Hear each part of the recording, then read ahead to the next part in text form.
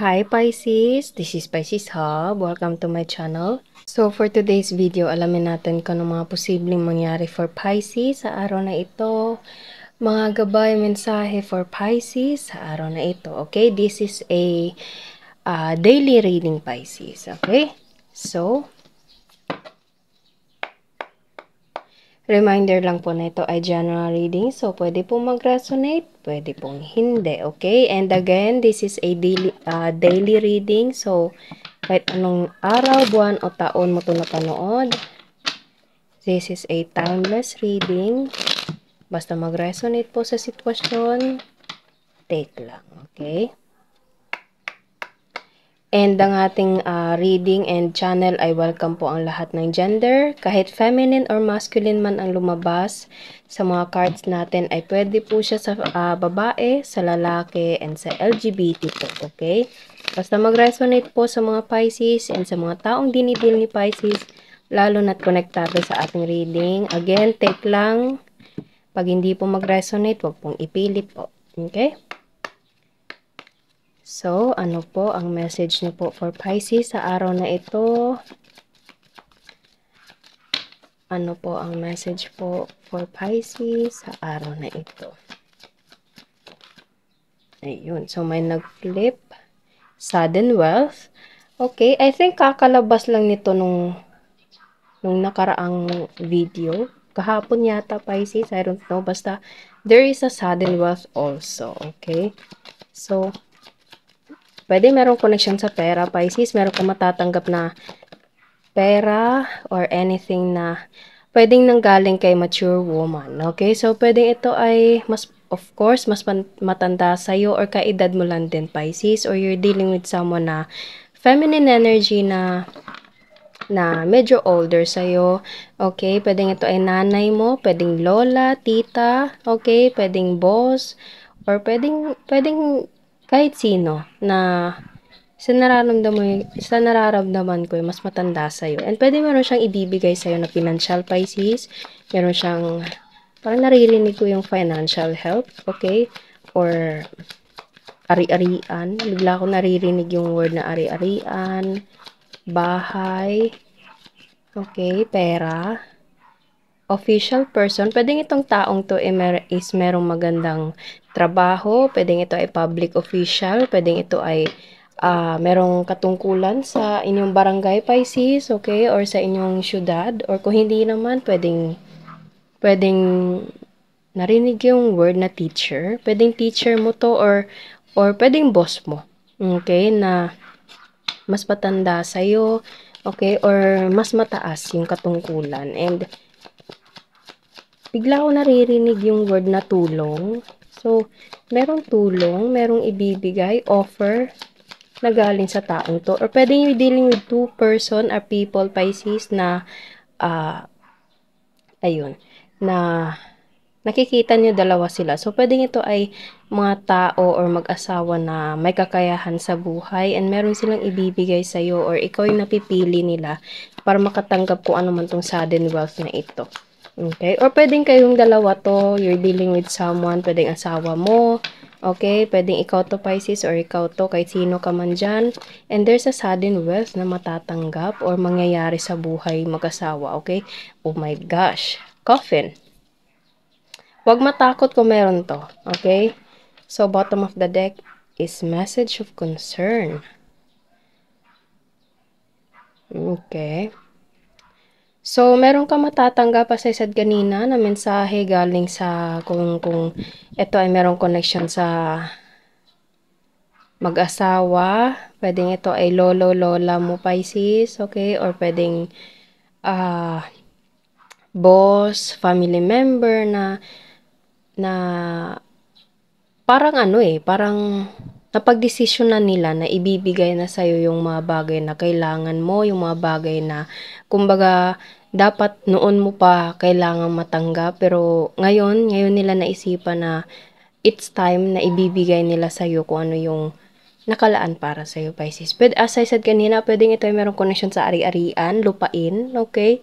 Or kung hindi naman, pwedeng pera, okay? Or share, okay? Naririnig ko yung mga word na share, ari-arian, bahay, pera, okay? Or something na tulong, lalo na't financial. And pwedeng ikaw to Pisces, kahit feminine yung nandito, wala pong gender specific, okay? So, there's a message of concern.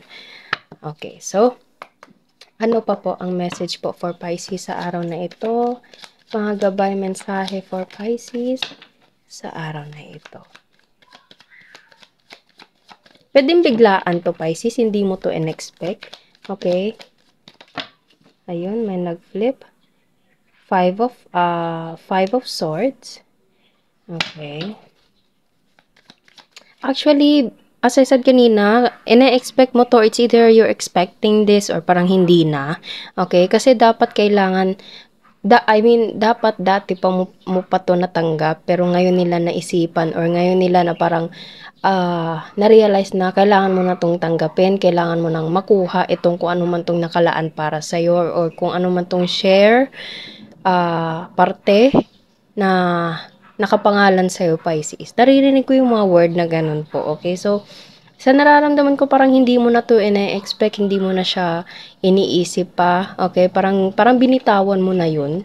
Pero ngayon, pwedeng meron ka matatanggap, pwedeng biglaan ito, Pisces, na parang merong impormasyon na parang naririnig ko yung parang pumunta ka dito, kunin mo to. Parang ganun, Pisces. Okay? Take lang kung mag-resonate po. Okay? Ganun yung naririnig ko dito. Okay? So, yes. You're something na parang meron kang nararamdamang takot or parang duda na parang totoo ba to? Totoo ba? Ganito, ganyan. Okay? Kasi hindi mo na siya ine-expect, Pisces. Parang matagal mo na siyang tinanggap na parang hindi siguro sa akin yun, ganyan. Okay? Parang binitawan mo na yun. Medyo matagal-tagal na din panahon na parang hindi mo na yun iniisip, hindi mo na yun inaasam-asam, okay? Pero ngayon mo matatanggap kung ano man yung nakalaan para sa'yo because of these two people right here, okay? So, you're dealing with someone na elder sa'yo, okay? So, there's a sudden wealth na matatanggap mo. So, sa Nine of Wands na nandito also, you will feel something na doubt or parang pagtataka na merong halong takot, okay? Na merong halong duda.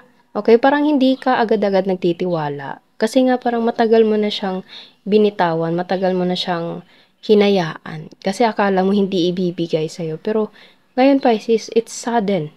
Biglaan, darating. Okay? Pwedeng ito ay matatanggap mo through letter or tawag or text. Or mismong letter na physical letter po. Okay? So, ano pa? Oh, this is an interesting reading, Pisces. Hindi ako masyadong nagre-reading or nagbabasa ng ganito. Pero para siyang family matter, Pisces, family issue. And again, there's the Empress and mature woman.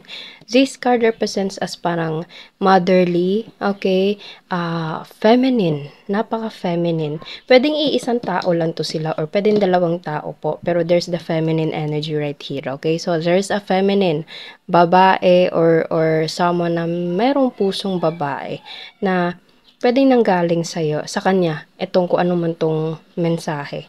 Okay? The Empress and the mature woman. Parang nararamdaman ko iisang tao lang to sila. Or pwedeng ikaw to mismo, Pisces. Okay? Ikaw to mismo, energy mo to. Okay? Pero feel ko iba to eh. Parang ito yung taong dinidil mo, Pisces. And ito, nanggaling itong kung ano man tong mensahe sa kanya. Okay? Or sa kanila. Okay? So,